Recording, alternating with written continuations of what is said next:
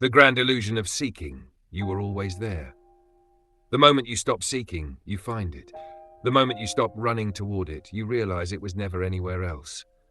Enlightenment is not a journey, it is the removal of the illusion that there was ever distance between you and it.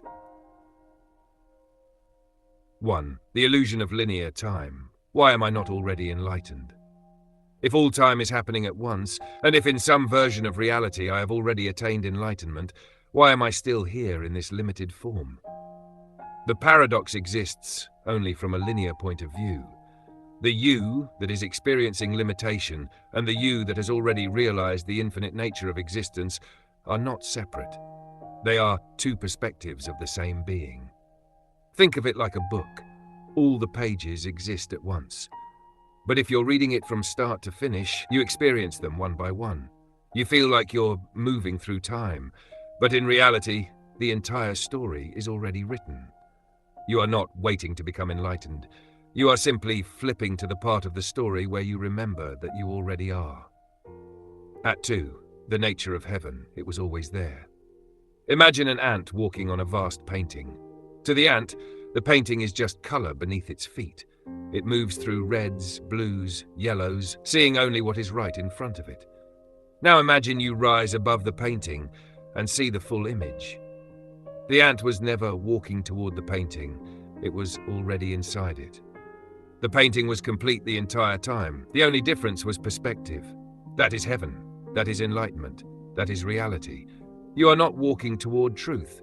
You are already inside it. You are not working toward awakening. You are already awake. The only thing left to do is see. The quantum ocean, awareness is the fabric of reality. At the deepest level, awareness itself is the fundamental force of creation.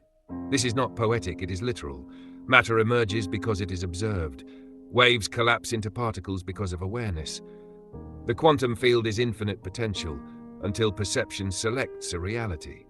That means the only thing separating you from enlightenment is your perception. The only thing separating you from infinity is your attachment to limitation. The only thing separating you from heaven is the belief that you are not already there. It was always there. It was always you. You were always infinite.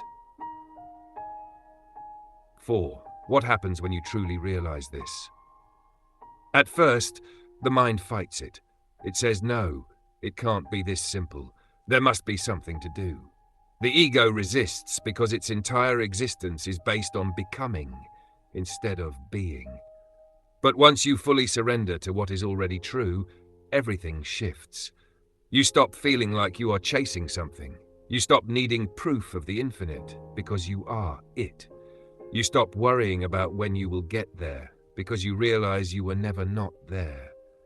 You cease to struggle against the ocean and instead you flow with it. You cease to seek heaven and instead you see it was always here. You cease to fight for enlightenment and instead you remember that you were never separate from it. 5. The final realization. What happens next? Nothing and everything. The world still exists. You still eat, sleep, walk, and talk. But the struggle is gone. The seeking is over. The suffering dissolves. You don't need to prove it. You don't need to explain it. You don't need to convince anyone. Because truth does not need validation. You simply exist in the knowing that you already are. And in that knowing, you are free.